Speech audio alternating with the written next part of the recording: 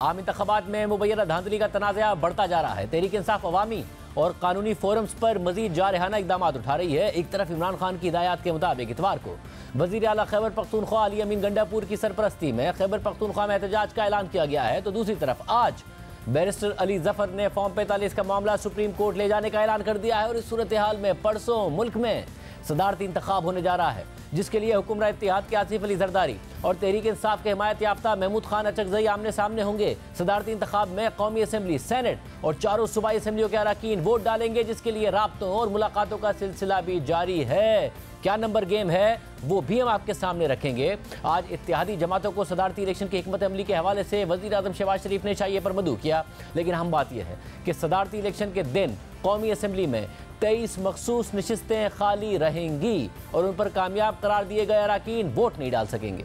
कल Peshawar high court ने सुन्नी इत्तेहाद council की दरख्वास्त पर हुक्म इम्तना जारी करते हुए इन अरकान का हल्फ आज तक के लिए रुकवा दिया था, जिसके बाद आज अदालत ने इस हुक्म इम्तना में 13 मार्च तक की तौसी कर दी है।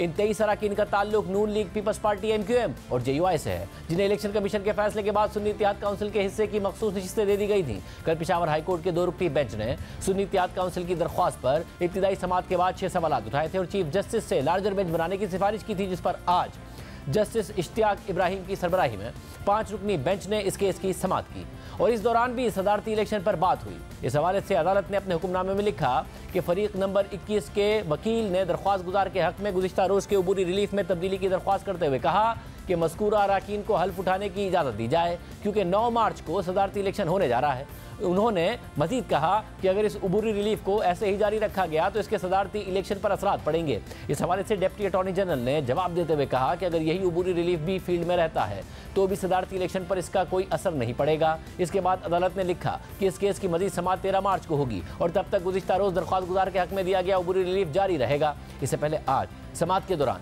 एडिशनल अटॉर्नी जनरल ने अदालत को बताया कि अटॉर्नी जनरल से राब्ता हुआ है, वो आज सुप्रीम कोर्ट में है, इसलिए अगर टाइम दिया जाए तो अच्छा होगा। केस की तैयारी के लिए भी वक्त चाहिए। सुन्नी इत्तेहाद काउंसिल के वकील काजी अनवर ने कहा कि आज नए एडवोकेट जनरल की तैनाती होगी, फिर वो इस केस में पेश होंगे। इस दौरान इलेक्शन कमीशन के वकील ने दलाइल देते हुए मौक़िफ़ इख्तियार किया कि इस केस में सवाल स्टे ऑर्डर का है और 9 मार्च को सदारती इलेक्शन हो रहा है। सुन्नी इत्तेहाद काउंसिल के वकील बाबर एवान ने कहा कि सदारती इलेक्शन हो रहा है और 93 सीटों वाली पार्टी को मखसूस नशिस्तें ही नहीं दी गई हैं। जिनका सूबे में 1 रुकन असेंबली है उनको 2 मखसूस नशिस्तें मिली हैं। इलेक्शन कमीशन ने तोहफे में इन पार्टियों को मखसूस नशिस्तें दे दी हैं। फरीक नंबर 21 के वकील काजी जवाद एडवोकेट ने अदालत से दरख्वास्त की कि हुक्म इम्तना को थोड़ा मॉडिफाई कर दें। जो खवातीन मुंतखब हुई हैं उनका भी हक है। समाअत के बाद जस्टिस इश्तियाक इब्राहिम ने रिमार्क दिए कि अटॉर्नी जनरल आइंदा समाअत पर पेश हों। हुक्म इम्तना बुध के दिन तक जारी रहेगा। बुध के दिन इस केस को दोबारा सुनेंगे। पेशावर हाई कोर्ट ने हुक्म इम्तना में मजीद तौसी कर दी है, जबकि आज सुन्नी इत्तेहाद काउंसिल ने लाहौर हाई कोर्ट में पंजाब में मखसूस नशिस्तें ना देने के इलेक्शन कमीशन के फैसले को चैलेंज कर दिया है, जिस पर कल समाअत मुकर्रर कर दी गई है। सुन्नी इत्तेहाद काउंसिल की दरख्वास्त में मौक़िफ़ इख्तियार किया गया है कि इलेक्शन कमीशन ना तो ट्रिब्यूनल है और ना ही अदालत है। सुन्नी इत्तेहाद काउंसिल ने इलेक्शन लड़ा है या नहीं लड़ा है, इससे कोई फ़र्क नहीं पड़ता। पार्टी को असेंबली में सीटों के तनासुब से मखसूस नशिस्तें मिलनी चाहिए। इलेक्शन कमीशन का अमल आइन में तरमीम के मुतरादिफ है, साथ ही फैसला इख्तियारात से तजावुज़ है। सिर्फ यही नहीं, आज तहरीक इंसाफ के रहनुमा बैरिस्टर अली जफर ने फॉर्म 45 के मामले को सुप्रीम कोर्ट ले जाने का ऐलान कर दिया है। इसके अलावा आज उमर अयूब समेत तहरीक इंसाफ के रहनुमाओं को अडियाला जेल में इमरान खान से मिलने नहीं दिया गया, जिस पर उमर अयूब ने अडियाला जेल के बाहर कहा कि इस मामले पर कौमी असम्बली में करारदाद इस्तेहकाक लाएंगे और असम्बली के फ्लोर पर जेल सुप्रिटेंडेंट को बुलाकर वजाहत मांगेंगे।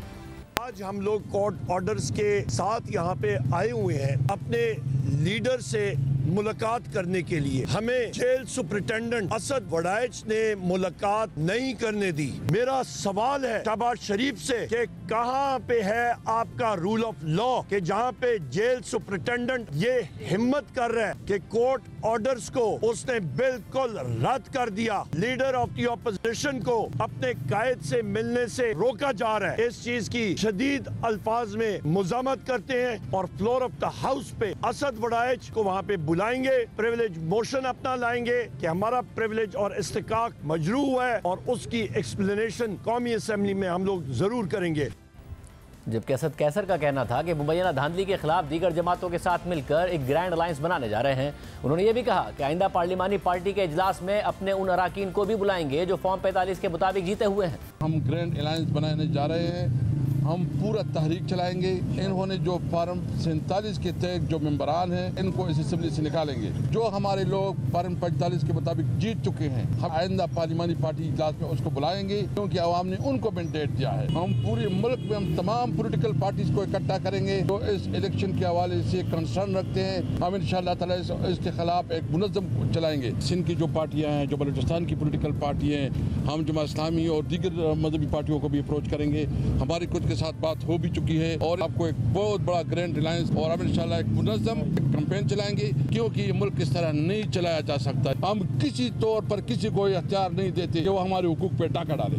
दूसरी जानिब अभी तक वफाकी काबीना का ऐलान नहीं हुआ है। गुज़िश्ता 4 दिन से नून लीग के रहनुमा 24 से 48 घंटों की डेडलाइन दे रहे हैं, लेकिन वज़ीर ख़जाना समेत किसी भी ओहदे के लिए अभी तक हतमी नाम सामने नहीं आए हैं। तामी इशारे ज़रूर मिल रहे हैं कि इसहाक डार वज़ीर ख़जाना नहीं होंगे, बल्कि HBL के सदर मोहम्मद औरंगज़ेब को इस ओहदे के लिए चुना जा सकता है। 2 दिन से हमारे प्रोग्राम में भी 48 घंटे की डेडलाइन दी जा रही है, जो आज पूरे हो गए।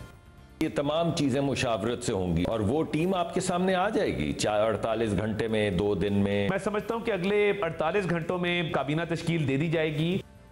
इसके अलावा आज इस्लामाबाद की एहतसाब अदालत ने नैब रेफरेंसेस में नवाज शरीफ के बेटे हसन नवाज और हुसैन नवाज के दायमी वारंट गिरफ्तारी 14 मार्च तक के लिए मुअत्तल कर दिए हैं। हाल ही में हसन नवाज और हुसैन नवाज ने अदालत के सामने सरेंडर करने के लिए वारंट मुअत्तल करने की दरख्वास्त की थी। उनके वकील ने अदालत से कहा था कि हसन नवाज और हुसैन नवाज 12 मार्च को पाकिस्तान वापस आना चाहते हैं।